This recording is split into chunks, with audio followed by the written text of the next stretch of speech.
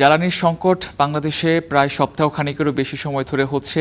ডিজেলের সংকট দেখা দিয়েছে, যে কারণে কৃষি খাত, জ্বালানি খাত থেকে শুরু করে বলা যায় যে শিল্প খাত, সব জায়গাতে একটা ব্যাঘাত ঘটছে। এবং ঢাকায় কিন্তু বলা যায় জ্বালানির যে একটা বড় সংকট লক্ষ্য করা যাচ্ছে। এবং আজকেও রাজধানীর বিভিন্ন ফিলিং স্টেশনগুলোতে কিন্তু যানবাহনের অনেক লম্বা লাইন লক্ষ্য করা গিয়েছে। এবং এই সংকটময় পরিস্থিতির কাটাতে কিন্তু রেশনিং করার কারণে পাম্পগুলোতে একটা জনদুর্ভোগ কিন্তু আমরা নিয়মিতই লক্ষ্য করছি।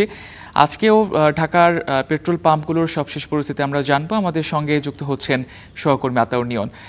নিয়ন, আপনি এখন ঢাকার কোন এরিয়াতে আছেন এবং ওইখানকার পাম্পগুলোতে এখন কি অবস্থা? তেল পাচ্ছেন কিনা মানুষ, বা লম্বা লাইন লক্ষ্য করছেন কিনা? ভোগান্তির কোনো খবর আছে কিনা একটু জানাবেন। যেমনটি বলছিলেন যে আমরা এই মুহূর্তে দেখতে পাচ্ছেন একটি তেজগাঁও রাজধানীর একটি ফিলিং স্টেশনে আছি, যেখানে গাড়ির লাইন দেখা যাচ্ছে। তবে গাড়ি যেগুলো আছে এগুলো সবই হচ্ছে এলপিজি তারা নিচ্ছে। এখানে আসলে তেলের যে সাইটটি রয়েছে, আমরা সকাল থেকে একাধিক স্টেশনগুলোতে ঘুরলাম, যেখানে যদি একটু দেখাই যে এই যে স্টেশনটা রয়েছে এখানে তেলের যেই সাইটটি রয়েছে, তেলের মেশিনগুলো বন্ধ পড়ে আছে। কারণ এখানকার যেই পরিস্থিতিতে জানালো যে তাদের যে তেলের সরবরাহ ছিল সেটি শেষ হয়ে গেছে। আপাতত এখানে তাদের তেল যেই বিপণন সেটি চলছে না। তো আমরা জানতে চাইলে তারা বলল যে তেল তারা যেই পরিমাণে চাহিদা দেখা গেছে গতকালকে, বা যে পরিমাণে চাহিদা ছিল তার বিপরীতে তারা যেই তেল পেয়েছে সেই চাহিদা পূরণে আসলে তারা তাদের যে তেল ছিল পর্যাপ্ত সরবরাহের, সেগুলো সবই শেষ হয়ে গেছে। যে কারণে তারা আজকে আমরা দেখেছি একাধিক যেই মোটরসাইকেল আরোহী রয়েছেন বা মোটরসাইকেল চালকরা রয়েছেন এবং গাড়ি যারা তেল নিতে আসছেন তাদের অনেককেই ফিরে যেতে বলছে বা ফিরে যেতে হচ্ছে।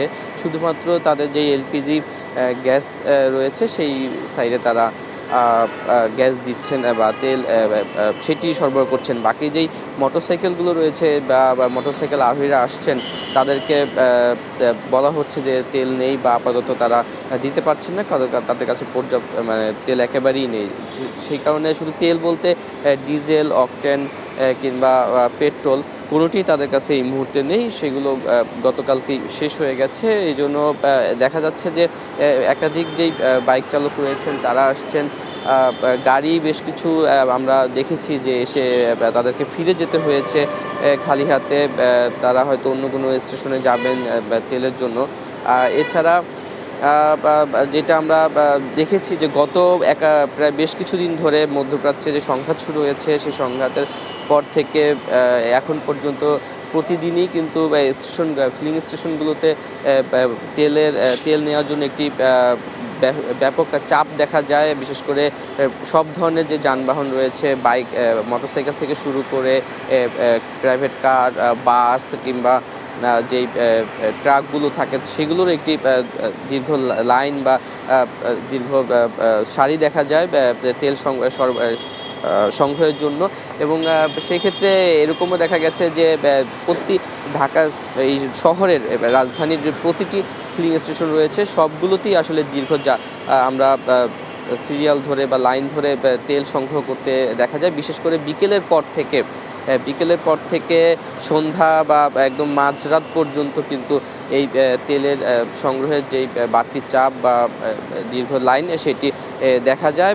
তো সেই জায়গা থেকে আসলে প্রতিদিন স্টেশনগুলো যেগুলো জানাচ্ছে যে প্রতিদিন আসলে যেই পরিমাণ তাদের সরবরাহ বা তাদের জন্য যে নির্ধারিত বরাদ্দ থাকে, সেই বরাদ্দের তেল আসলে যাদের প্রয়োজন সেই প্রয়োজনের বিপরীতেও অতিরিক্ত সংগ্রহ করার কারণে আসলে তাদের সেই তেল সংগ্রহ করার কারণে তাদের যে সরবরাহ থাকে সেই সরবরাহের তেল প্রতিদিনই আসলে তাদের শেষ হয়ে যায়। পরবর্তীতে নতুন করে তেল আসলে তারা আবার সেই তেল সরবরাহ বা বিপণন শুরু করে। তো এই ছিল ফিলিং স্টেশন থেকে সর্বশেষ তথ্য।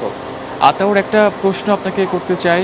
বিপিসি থেকে বলা হয়েছিল শুক্রবার এবং শনিবার বন্ধের দিনে তেল সরবরাহ করা হবে পাম্পে।